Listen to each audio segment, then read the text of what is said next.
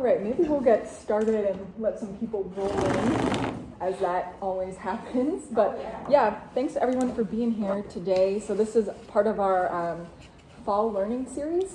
So bringing in some experts to share some knowledge around legal, financing, and sales and value proposition. So thanks for joining us. The next session will be next Tuesday, 25th. On your business narrative and value proposition. So if you don't know what value proposition is, I would highly recommend you come to it. Basically, it just means why people want to buy things from you and your ability to talk about that clearly. But today we have a great session on business financing for new businesses with Think Bank. So we're really grateful to have them here today to spend some time with you all. I know they have a shorter presentation and then a lot of time for questions. So I will turn it over to you all. All right, well, thank you for having us here today. I'm Becca Sell, and I am a business advisor with Think Bank.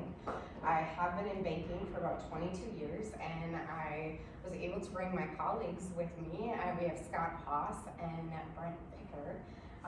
Brent is also a business advisor, and Scott brings in a plethora of knowledge to his role as our director. So everything from legal to commercial real estate, to being a business owner and a commercial real estate owner as well. So we are very lucky to have him on our team and really giving that 360-degree view when we work with our business owners. So today, very informal, so please feel free to stop me if you have any questions or you want me to go through anything. Just touching high level of what a business, what a bank is looking at when we meet with you. Wanting you to be as prepared as possible, but also just so you can start to get comfortable with your numbers and why. Like, why is a bank asking for this, and what are they looking for in these numbers, and how can you best support that when you're telling your story, right? So let's get started. Okay, so a couple things that we're going to be going over is a personal financial statement. This is one of the things that typically starts off when you have a loan request. This will be usually number one that they first ask for is a personal financial statement. And we'll get into how to complete it, who should be filling it out. We'll also get into reviewing your financial statements. So some of you who have existing businesses already have financial statements and a history. Others, your financial statements will also be your projections. And looking at what does that mean? What's the difference between a balance sheet and an income statement? And what is a bank looking for? The next thing is types of financing. So I know a lot of people think, oh, I need a loan from a bank. That's the first thing that we need, right? We need money and we need it to come from a bank. That's actually sometimes like your third or fourth layer in. When you're starting your business. So we're going to talk about what are some startup fundings, because banks, we have to be really thoughtful with our money. Our money is our depositors' money. So we need to be cautious and thoughtful and making sure that we have some history. We really understand your business. We know your projections and where you're headed. So a lot of times there's going to be other options to support until you start getting some history. And then we can start talking about what different financing options are out there. And then finally, we're going to be talking about some startup issues, maybe how to avoid them, answer any questions that you guys have, and then overall just rounding out with, choosing the financing path that meets each and every one of your unique and individual needs. Because every business, you have a different goal. And so it's important to understand, is your goal to grow and sell, grow and just, this is the lifestyle and we want to support that, grow and help and serve, like each stage is going to be so different. So truly understanding and really picking a bank that you can connect with, have good conversation with, not be scared to ask questions. So just going through just overall banking. Any questions so far? No? All right. Let's jump in. So the first thing is personal financial statement. Now, Amanda, I did send over a personal financial statement to Amanda. most banks, they're pretty straightforward. We even will allow, if you have a personal financial statement with another institution, most of the time we can interchange them. They're pretty straightforward on what's being asked. Important things are who should complete it. So every business owner needs to complete a personal financial statement, whether you own 5%, 10%, 20%, filling out a personal financial statement. Now, what becomes tricky is this is your personal financials. So if you're married, if your household has other income, does your spouse need to fill that out? And if so, when and why, and what does that mean? So that's gonna be different for each and every one of you. If you're including the spouse, that means they should have ownership in the business, or there's something that they're getting equity from the business, and they're willing to put their salary and their assets on that personal financial statement. And when we break out, or if you guys have any questions on your individual business setup or household setup, we can get into that. A couple high level things to know is, say my husband and I, he owns a plumbing business. When he's filling out his personal financial statement, I'm not on it. I don't have any ownership in that business. But one thing for him, a bank, he will get only half of the value of the house and any assets on there. Because I technically own the other, I own 50% of everything, right? But he gets counted 100% of all of the debt payments on that. Because if something were to happen to me, he still has that mortgage obligation. He still has the auto loan obligation. So keeping that in mind as you're talking through business structure, loan structure, that might have to change who owns the business and how you fill out that personal financial statement. Some businesses, you're able to keep the spouse separate, and they're still able to cash flow personally by taking only half of the assets and 100% of the debt payments. So just get started. I don't need you guys to take this all in, but just start thinking about that and how that applies to your own household. Anything, Brent or Scott, that you guys have to add into this? A couple things is you might have a really attractive personal financial statement, and the bank may not want to make a loan based on that. They really want to look at the business itself, and even if you have $5 million in net worth, they may say you've got to put a lot more cash into that versus just I have money in the bank, give me the loan. So that's one misconception that some people have with a strong personal financial statement. Mm-hmm. Another thing is you could have two different borrowers with personal financial statements, and they're both worth $1 million. So they have $1 million in net worth. One might have no debt, so they've got $1 million in assets. One might have 10 million in assets and 9 million in debt. So depending on how you kind of spread that out, the bank's going to look at that a little bit differently, and then how risky are those assets and how liquid are those assets as well. So yeah, it's getting a little bit deep, but they're fun to look at just because there's so many different stories, and you can kind of figure out how people live their lives, or where their money is and what's liquid, what's not, what's important to them. And Scott has a good point. It's not just because you have a strong personal financial statement will you get the loan, but nor does that mean just because you have a strong business financial statement will you get the loan. It's that combination and trying to fit, and really working with a business advisor that you trust. They can talk through finding, because it's going to be different depending on what your collateral is, how much you're looking for, what your history is.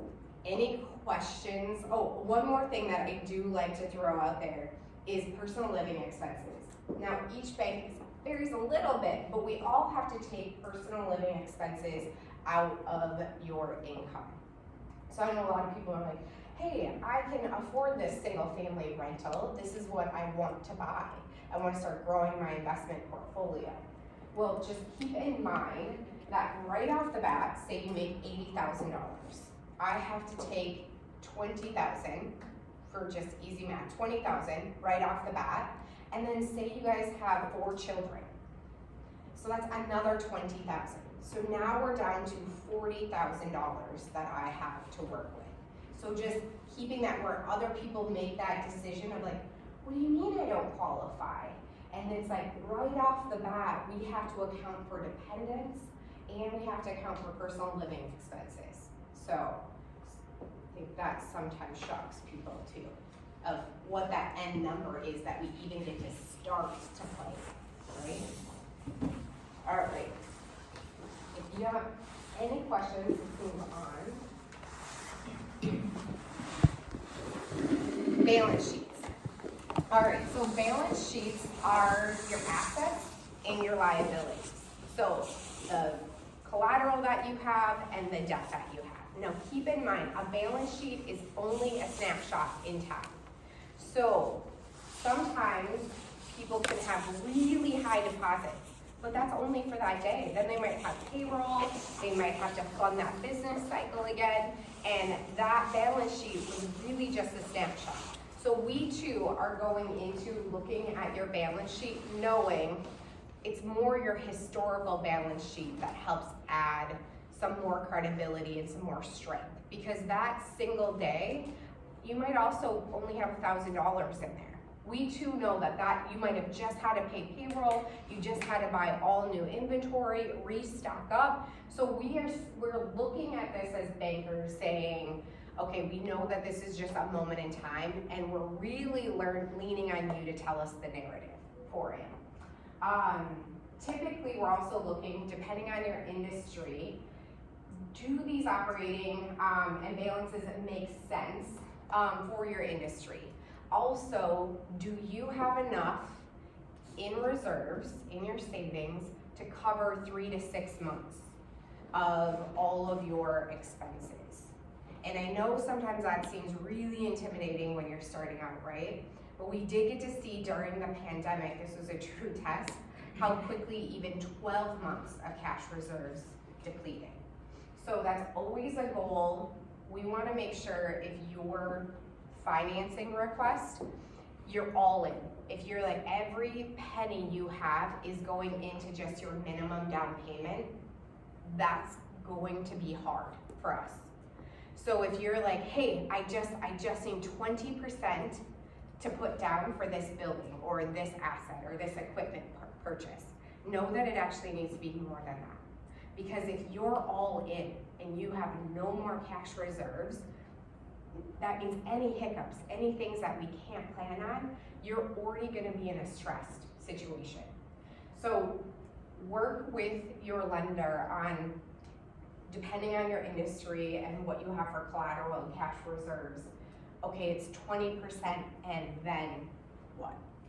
So I know a lot of our business owners come in and it's a great place to start. They've got 20% down and they want that loan today. They've been saving up for years, but it's like, well, this is still a start and it gets a little defeating. But know that we just want to make sure that, you know, things happen, payroll happens. Sometimes our jobs don't come through or pay as quickly on time. So, and then getting down to managing cash flow. So a lot of times our businesses are cyclical, and that means like it's seasonal, and it's important for you to understand if you have a seasonal business. So say you do landscaping. If a landscaping business goes to Brent in about now and says, Brent, I need a loan for $100,000 because come spring, I need that money to start servicing all of my jobs. I need it to maintain my equipment over the winter. I need it to get that first payroll going in the spring. And I just need that for dirt, shrubs, anything that I need. Brent, the timing of that, what do you think? If I'm coming to you in October. Yeah, I mean, so it's at the end of the season, right? And so if we're looking at a snapshot in time, depending on the business, landscape business, it may look really favorable or it may not. And so that moment, it could be an okay time to apply for the loan depending on how much history you have, how much we can see the performance of the business over time, which I think is what Becca's alluding to. But if you're a startup at that moment, and that is when you're coming, or you've only had one season under your belt, that may be a more opportune time depending on your business, or it may not be. So it's just a consideration of timing when you're applying for the request. So the important thing is if you just went through your main season of income, at the end, you should be flush with cash. If we had a season, and we managed our money well, and we have a good business plan, that means at the end of that season, we should have all of our accounts receivable, so money owed to us from all the houses we landscape should be collected, right? That shows I was able to collect on all the jobs. Also, all my account payable, meaning all my suppliers, my gas bill, my labor, my payroll, all of that should be paid, and any lines of credit that I have should be resting at 0. So we should be going in more cash flush, so then that way come spring, I have enough cash to start the next cycle. Now, when a business request happens at the end of their cycle, sometimes it's nice because that owner is already forward looking and saying, hey, to remain competitive, I need that $100,000 to invest in new equipment. I'm growing my team. Look at my sales growth from the start to the fall. We really ramped up, which means we need even more. The jobs are there.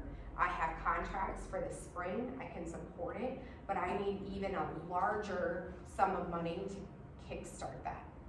So I know this is a lot of information to take in, but just think about how that applies. Do you have a seasonal business? How would you tell that story to your bank when you're lending about why you're asking, the timing, and what do your account, if you have history, what do your accounts payable, accounts receivable, lines of credit, where are they at, and does that match up with your ask and the story of your history? Any questions on that? And we can go individually too and just talk about your own scenario. And this is exactly what we do when we meet with customers.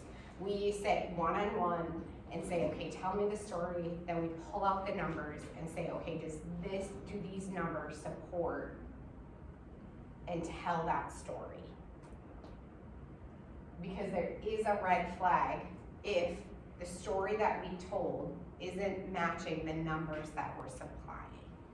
And then we'll have to figure out where is that deficiency. Anything to add on this?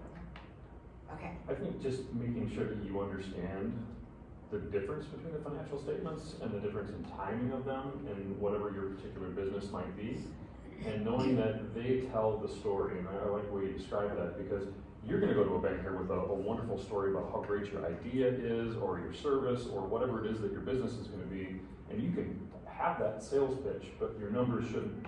They're going to tell that it's pretty much the same story to every bank that looks at them.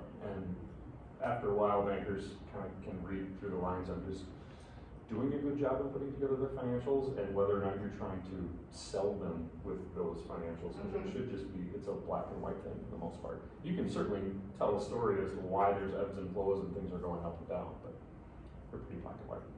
Yeah, good point. Okay, now we're going into your income statement. So this is also often deemed profit and loss, so interchangeable. So income statement or profit and loss. And another thing to say, make sure you're working with building a professional team, and we'll get into that later. But your accountant is also a great resource of helping you understand the numbers too. But don't ever rely on just the accountant to put numbers together and tell you your story. Just make sure you're owning those numbers and are working as a team with that accountant. We'll get into why businesses fail or struggles, but that's one of the reasons. You get hands off because we're really good at our craft. So going into the income statement. Now the income statement, unlike the balance sheet, is going to be your rolling total. And it's going to tell you right at the top, is it a 3-month rolling total, 6-month year to date? Oftentimes, if you have history, you should have different years of that same. So if it's first quarter, You might see first quarter from last year and first quarter from the year before. So you can compare where are you at, and is that supporting where you're going? Because that's what I'm looking at. I'm looking at, okay, where did you come from? Where did we start? And are we growing?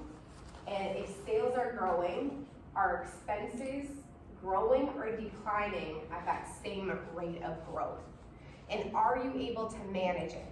So if sales go down, are you managing and getting your expenses to drop?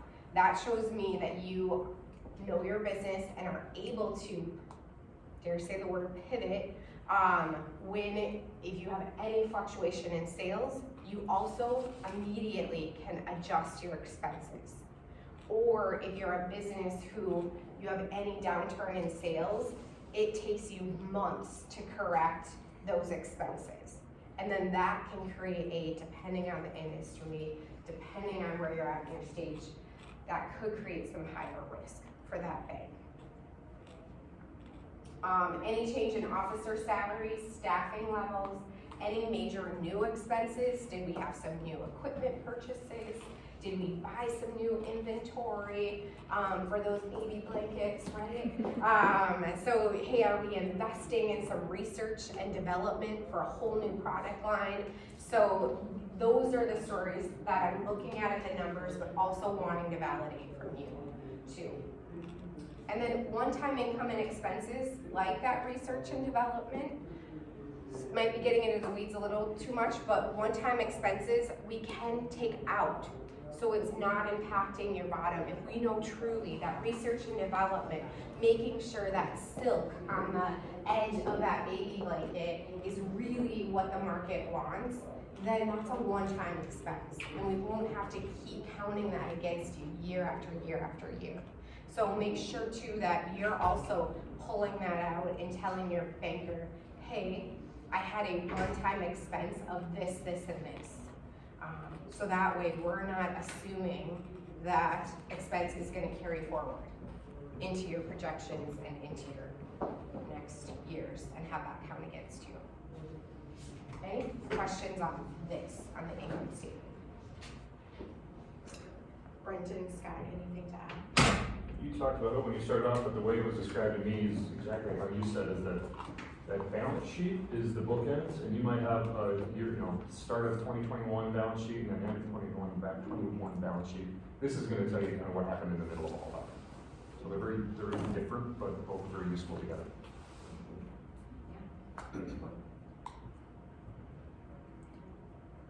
So Becca, maybe before we move on, how do you recommend, do you have any software platforms, or what do you see people coming in that they're using to track this?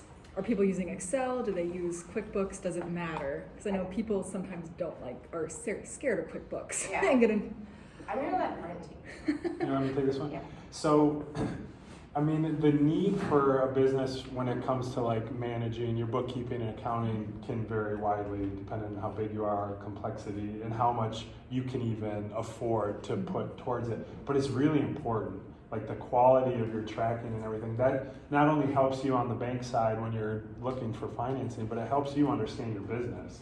You know, whether you're comparing balance sheets, as Scott talked about, beginning and end of year, and all of that. So what you can use, I mean, we see people use things like QuickBooks and stuff often, but I would highly, highly, highly recommend that you have a professional that understands your industry that you partner with on it, because they're gonna help you see and recognize things that you may not.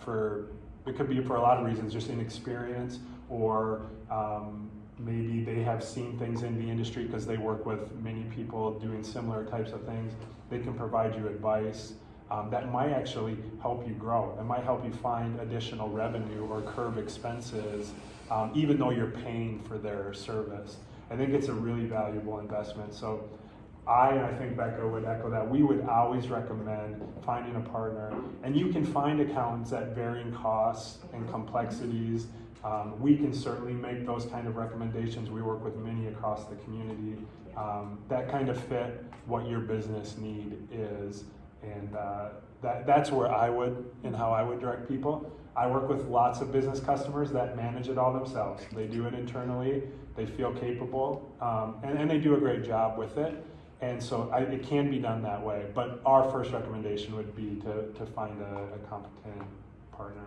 And oftentimes, that accounting firm that we might recommend can be as hands-on or as hands-off as you want them to be.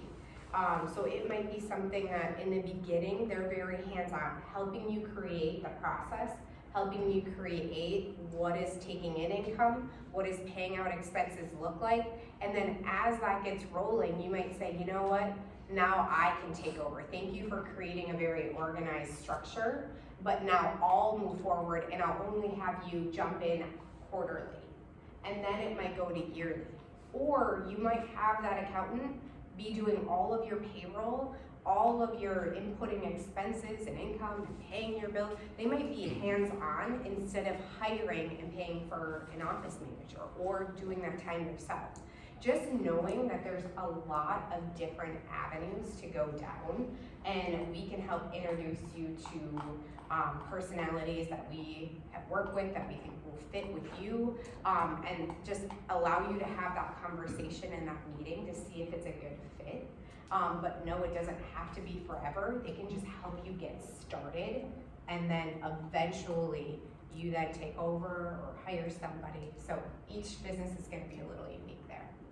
But some people didn't even know. It's like, who does that? Wow. But yes, we give access into your online banking.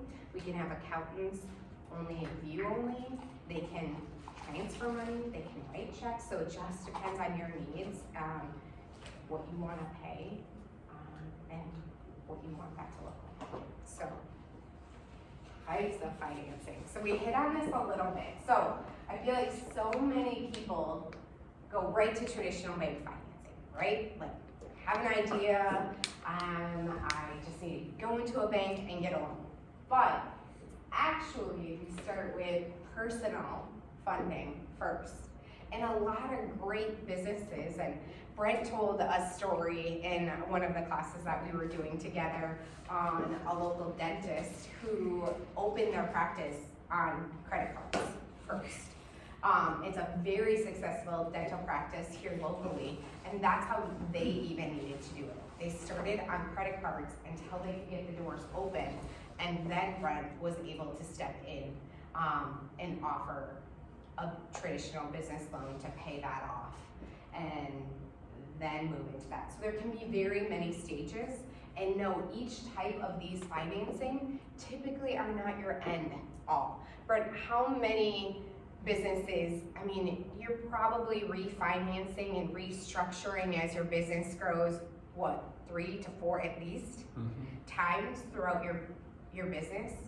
So I think most of us are so used to buying a house, and that's a 30-year loan, that's your end product, and we'll have that loan until we move or until we want to remodel. Business loans, just know, are temporary.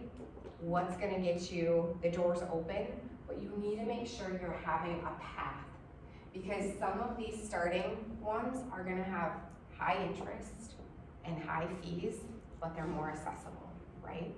So it gets the doors open, but we need to make sure we're not staying in them too long. And as soon as we can qualify for a lower fixed rate, low fee, that's what having that relationship with your bank and making sure that path is clear. Now, sometimes we might hang out in these first 2 tiers. Personal loans could be credit cards. They could also mean equity loans on your home, or they could mean home equity lines of credit that are revolving. And oftentimes, even in your most mature business cycle, you still might always have a HELOC, a home equity line of credit on your home for emergencies, backups, recessions.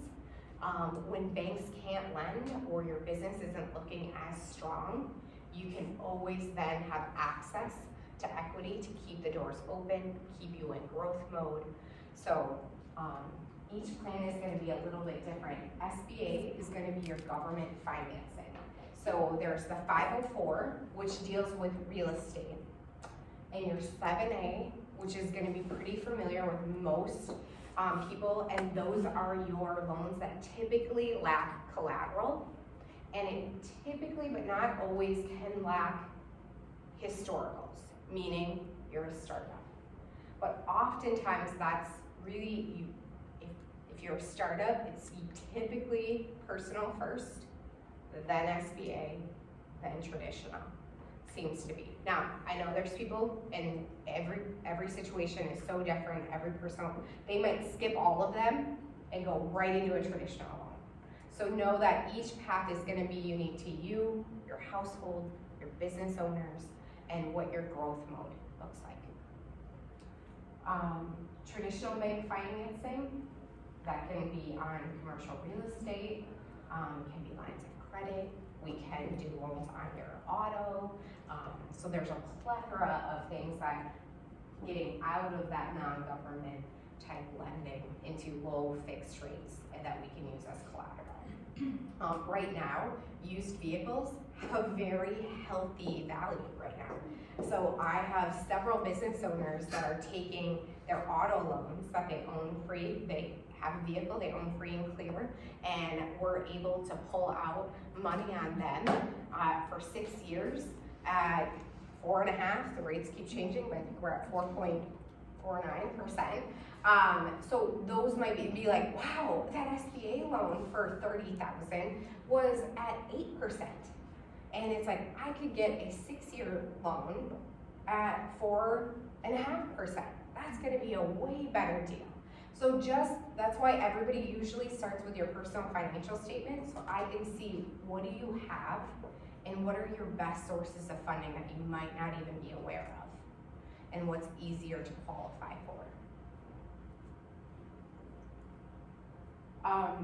Going into non-traditional, so sometimes if you're coming in and you're buying an existing business, that seller might provide some feedback, some seller financing for you. Or they might provide financing for the down payment in. So there's some options, and of course attorneys will need to be involved, and business evaluations will need to be involved, and having a skilled team, which we'll get to, helping walk through some of these. I just want to hit high level. Seller financing, contract for deeds are popular when you're first starting out, and sometimes it makes sense, especially we're in a raising rate environment. That business owner might be sitting on a loan on his building at 3%. And so there might be a benefit there to do a contract for deed with them, instead of trying to get a real estate loan right now and have it be much higher than 3%. But there's pros and cons to each one. So make sure you're working with a partner who can educate you, because every single one of these products has a pro and has a con. And make sure that you understand that. Make sure you know the covenants, the requirements that are in it. Just make sure you have somebody who can educate you and sit down and take the time to walk you through each of these steps. Anything to add on? Just, I know it's big level, but anything? I apologize, I don't know what slides are next, but is there anything on like going to local EDAs? Yes, so we have the next slide will be, I think it's coming up, building your professional team, because that's one of our startup issues, right? Going it alone. But before we get to that slide, any questions on funding or anything that you want to, and we can meet one-on-one too to talk about your specific examples, but anything before I leave this slide? What is the practice finance? Practice finance would be for your dental equipment or your dental practices, your typically, you might even see your accountants having that. So typically it's a professional practice, and those have a different product for those practices. Yeah, great question.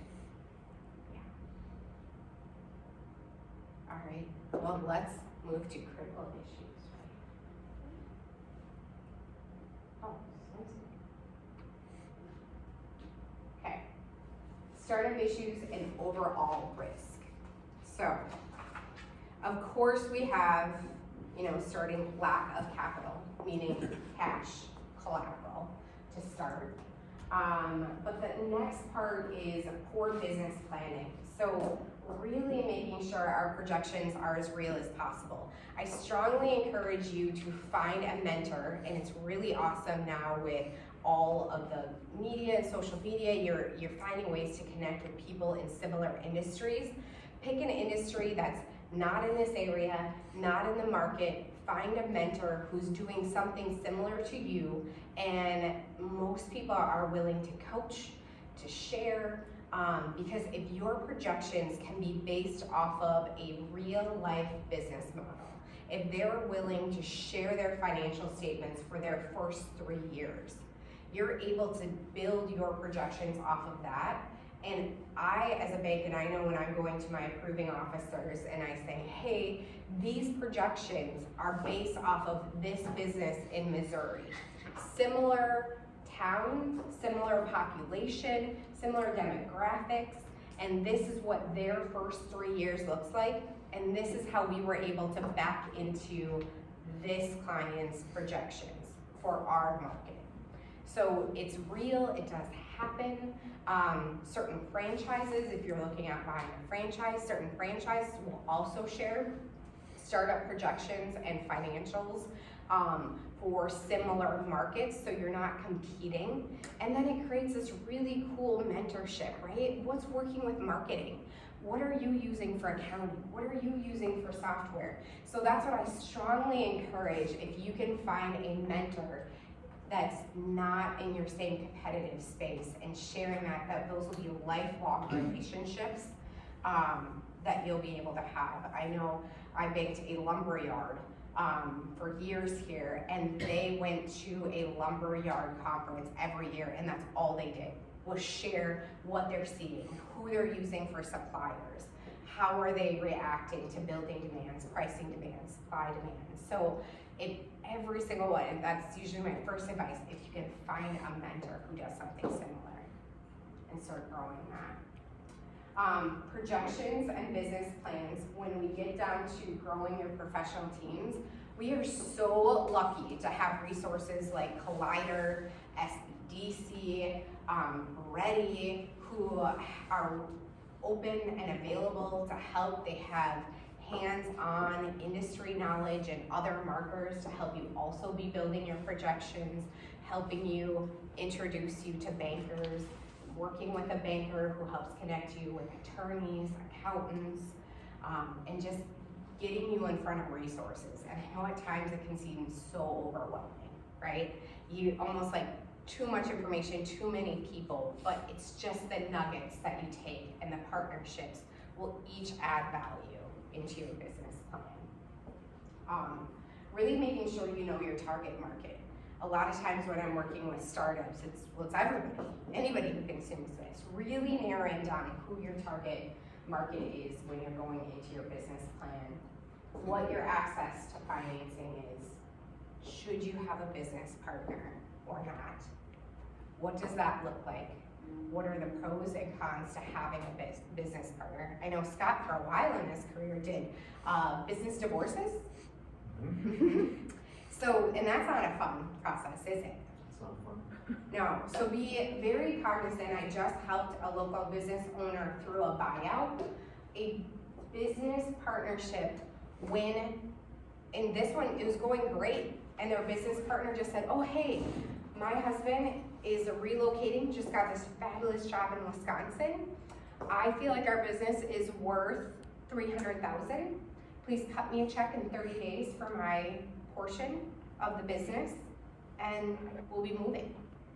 How many businesses would be able to just cut a check when that person whose work contributes to half of the sales is leaving? And how sustainable is that?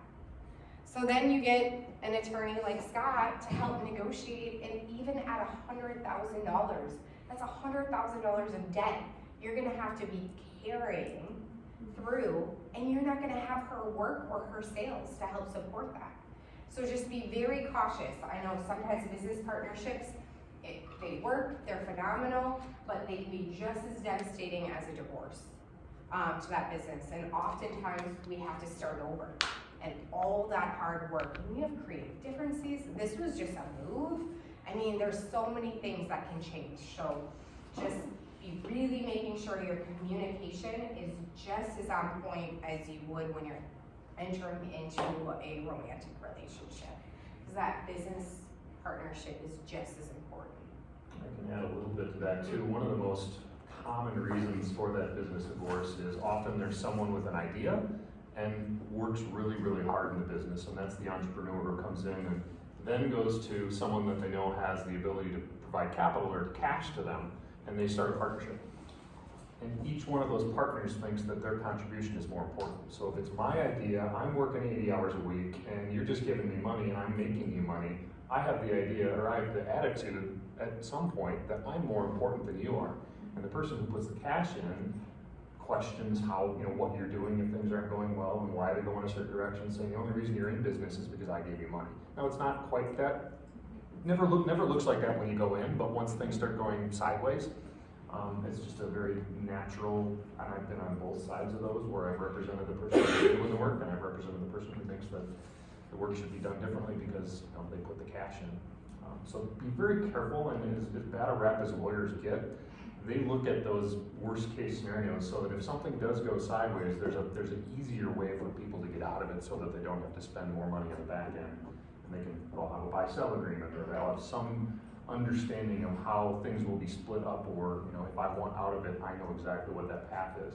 Another thing that the person with the most money in a deal often has the ability to stop distributions or do something such that their capital leverage can really put someone who doesn't have money into the deal in a really bad position. So just make sure you understand that your relationship when you're going in, and things always start out warm and fuzzy, and in a small number they get pretty ugly. And then that also leads to making sure, yes, Scott touched on buy-sell agreements, but also I have worked with companies who their partner is going through a huge medical life crisis. And what does that look like? And also then in the event of death, was there life insurance on each partner? What does buying out that spouse who is relying on that income, and now, does she have a claim to their portion of the business? So just making sure that buy-sell agreement, you have the proper life insurance policies separate on each other. Sometimes the bank will also require separate life insurance for the loan itself. So you oftentimes might have very typically 3 different life insurance policies. One for your partner, one for your spouse, and one for your bank.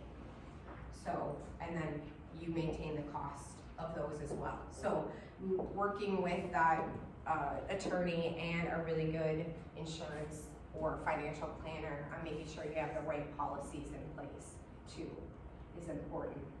And those are conversations that we have, and at least as a business advisor, we point you in the right direction too, to just say, okay, have you thought of this? Let me get you in front of the right people so you can talk about making sure you have the right structure in place.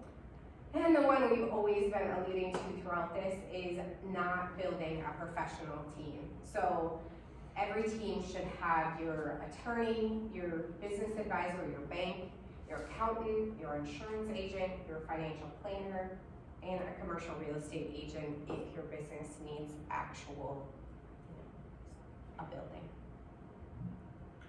And the key is finding out how much of that you can get for free. Whether it's just talking to friends, neighbors.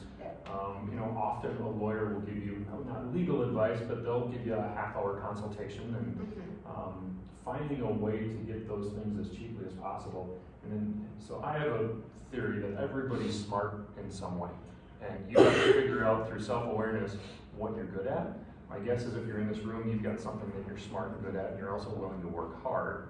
The question is, are you doing it the right way? And one example I use is, if I'm able to save some costs, say it's cleaning, I'm willing to clean my own business for a period of time, and I'm saving $200 a month, can I use that money to pay an accountant? As opposed to, and the doctors are the most common one. Doctors are very smart, but they often aren't self-aware, and so they tend to think they can do anything, and some of them can. But when it comes to accounting, a lot of them will try to tackle it themselves for their side hustle or for their startup or whatever it is. So understanding what you're good at and where you want to spend resources to find somebody who is a professional to help you.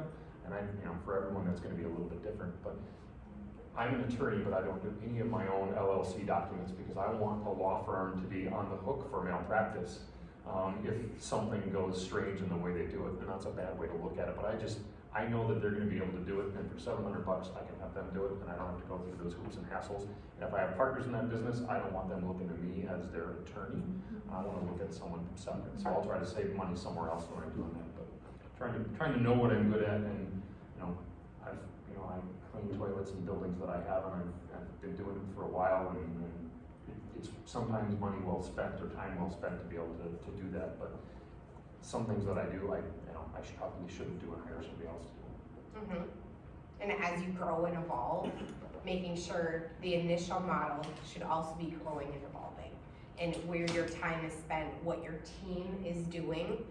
Just checking in if it's every quarter or every 6 months, just making sure, does each role still make sense with where the business is growing? Because that's, I think, a lot of times our model is continuing to evolve, right? We want it to be evolving, but a lot of time our plan is still stuck back here in that original startup plan, and making sure that plan and people's roles and your expenses are continuing to evolve with it.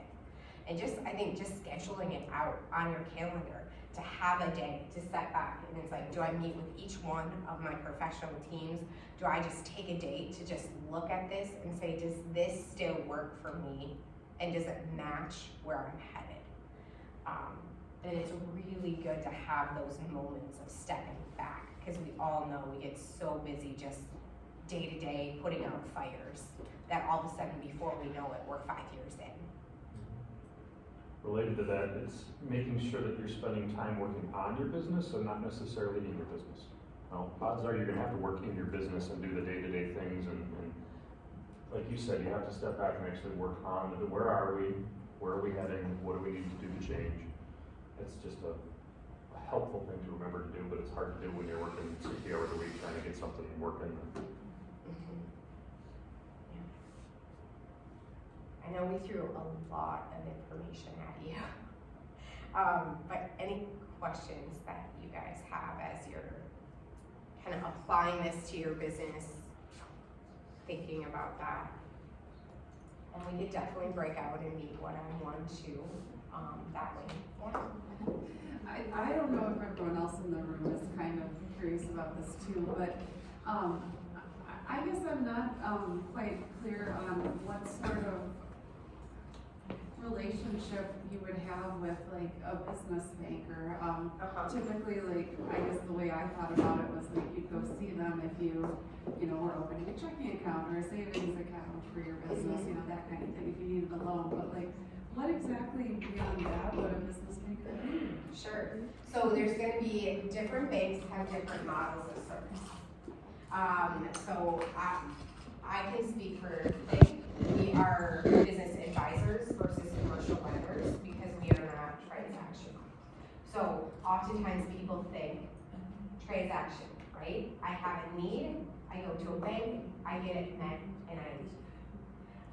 Where I was extremely excited when I moved over to Think into the business advisor role is because it's an ongoing relationship.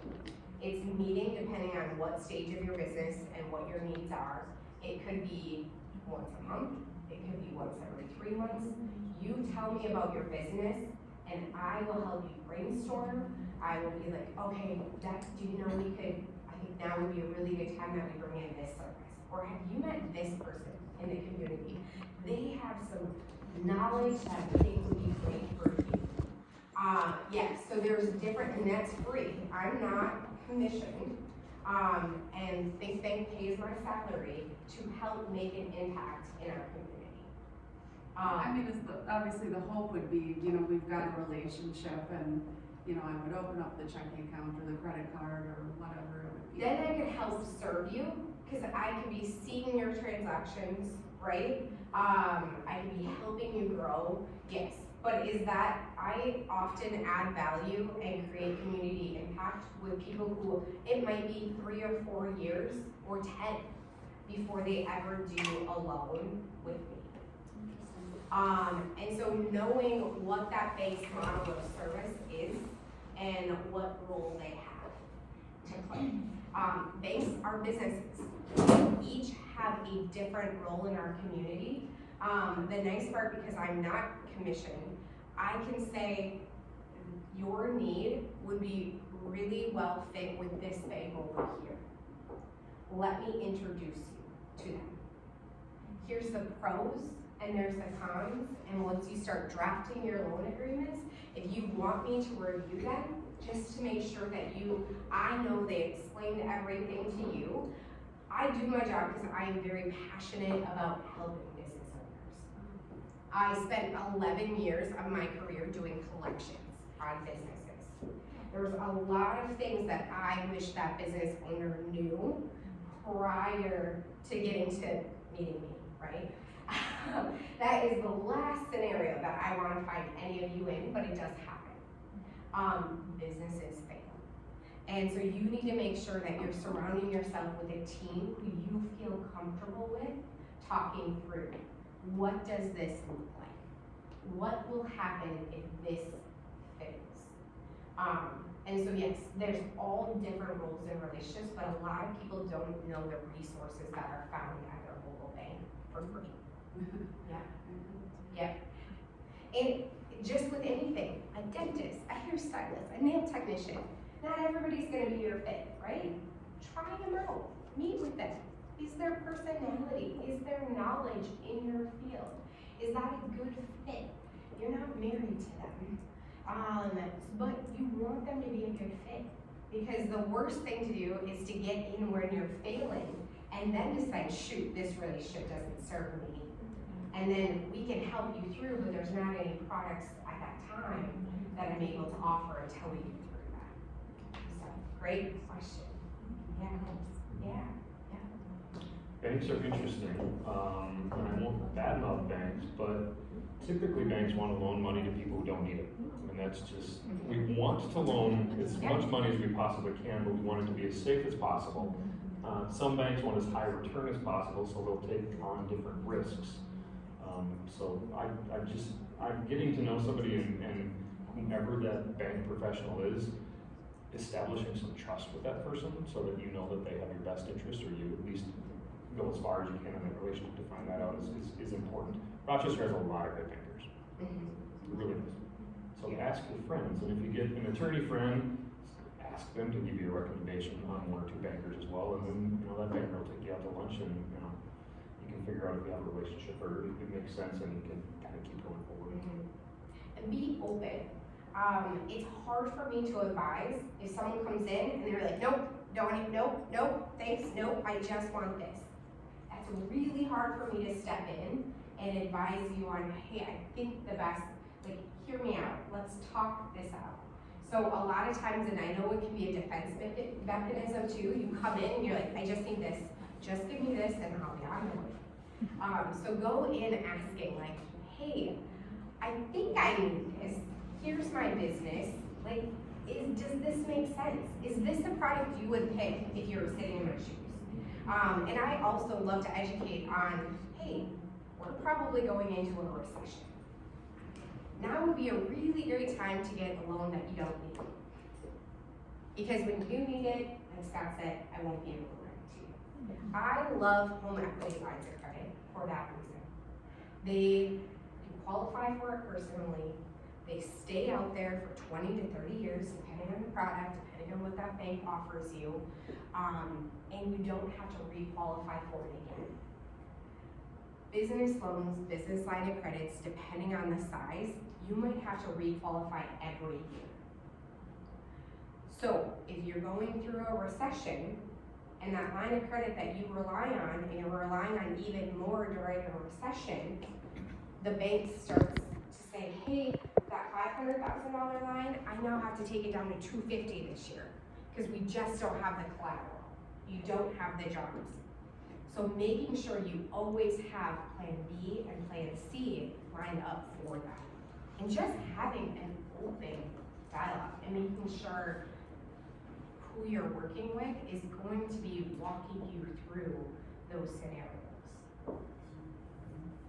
Another source of funding, Amanda could probably even help with this, but there's a lot of, the city of Rochester, Olmsted County, through pandemic funds has had various grant opportunities. CETA has had other opportunities. There are loan funds in places you wouldn't think there would be loan funds that can potentially be loaned out as kind of that first tier of capital before you get the traditional financing. So ask a lot of questions and talk to people who are in that kind of world. There's more money out there than people necessarily know outside of banks. Yeah, I would say there's really great, I would suggest people look at Southern Minnesota Initiative Foundation, which would be a non-bank lender. And they typically, you guys, you can correct me if I'm wrong, but the interest rate is higher than a bank because they are going on more like character than credit history. Yep, Smith offers everything from the 7A product to some other lending products or even some match lending. Sometimes they have to have a bank offer the first 50% and then they'll come in with the rest of it. So sometimes it has to be in partnership with a bank. Other times they're able to offer the full loan themselves and it'll be through a 7A. Sometimes they'll have specific grants for your industry. So just getting in front of them, and I know you're like, I'm gonna spend a lot of time meeting with a bunch of people, but that is part of entrepreneurism, and it's kind of what I see on, okay, is this somebody who it makes sense for me to invest time? And are they willing to put the work in, meet with the people and do the work? Or, because if already at the beginning, you're already tired, probably won't be a good path for you. Because it takes a lot of grit to do what you're doing, which I'm sure you feel. So I have a question or kind of,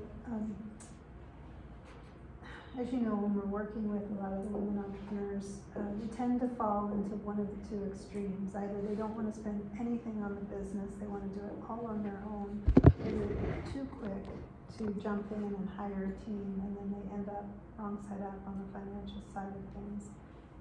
Do you have or have you considered creating like different scenarios that people can ruminate on that would say, for example, if you're pre-revenue and you're in this kind of a business model where you're 6 to 12 months out from being able to generate revenue, these are your must-have essentials, and this is how much we would recommend you invest in that team.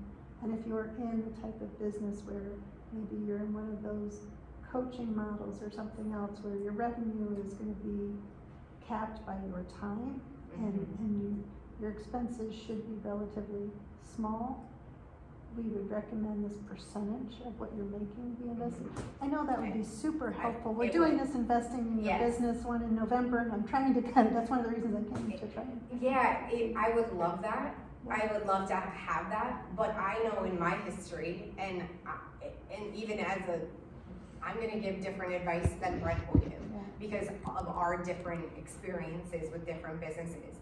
But each one is so unique. I get that. I realize that they're all unique, but if we don't give people kind of, goalposts to stick in between, what they end up doing is getting very anecdotal information from the person sitting next to them, which is less informed than coming to you, and oftentimes leads to poor decisions that they can't dig out of. So even though you might have a caveat on there that says, this is generic, and to get something that's real and tailored to you, talk to a business advisor, at least it would give something as a kind of like, Think Bank has put out something that you can kind of see as your left and right lane as just like warning signal. You're getting too far off in one direction, go talk to somebody. Yeah, in 22 years I have always been asked for a roadmap. I have yet to see a product that I would subscribe to or seen it done. Just because it's like, that person might be having a contract coming in. They might have a really strong W-2 wage income earner in the household. They might have, it's just, I would love them to just, everybody meet with a... That would be ideal. Right? That would be ideal. And meet with a couple.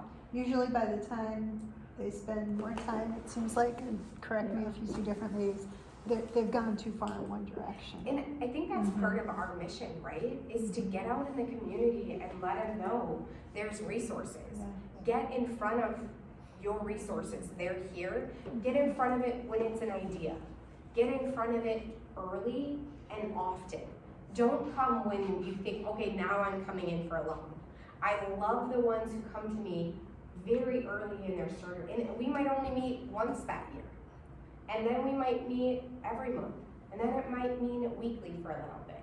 It's going to be different, but I think that's the biggest thing that we're advocating is where the resources are and getting in front of them early.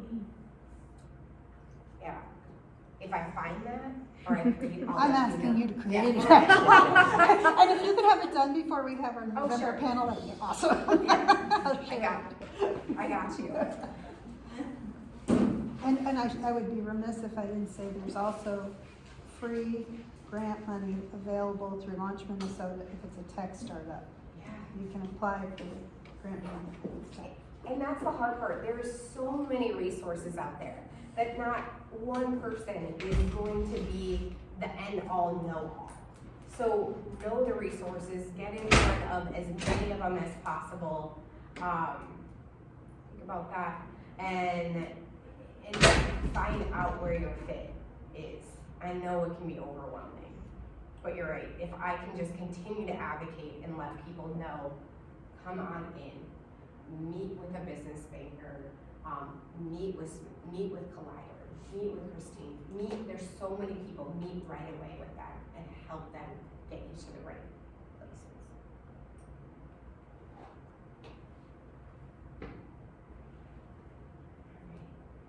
Anything else for questions? Yeah. Do you see more people having their accounting type bookkeeping stuff done, perhaps by somebody, in another state, maybe even, probably not another country, but, me as an e-commerce seller, there are definitely a couple big players in the e-commerce industry that specialize in doing accounting for people who are selling on eBay and Amazon and stuff like that. And I don't know that, I've just got a local accountant and I like him fine, but I'm not sure that he's as familiar with that stuff. It's definitely, and that's where getting that mentor or going to different, seminars where you're meeting other people in your industry and asking them, because you're right, there are so many different tax laws changing, credits that you could apply, or accounting principles that make a difference, that you do want to make sure your accountant, your bank, everybody is skilled in your particular industry or have knowledge in it. And that's where getting that mentor or being part of a group in your industry, you're going to be able to ask, who is your professional team? What's worked and what hasn't? Because you're right, a local accountant is great if you're doing business here. They can be a referral source. They know the market better than anybody. If they have other clients, we have accountants who just specialize in dental. And so, there's all these industry specific, but I love that you're already thinking about that, because the chances are yes. And finding different resources and asking people who do you use and why. Another good resource is if there's a trade association or any kind of an association around the industry that you're looking to go to, you can learn a lot of information. And there will be vendors if they have any kind of a continuing education or conference or anything, and those vendors typically are, you've got to vet them, but there's a lot of it you can learn from your peers and also the people that sell to your peers in that industry.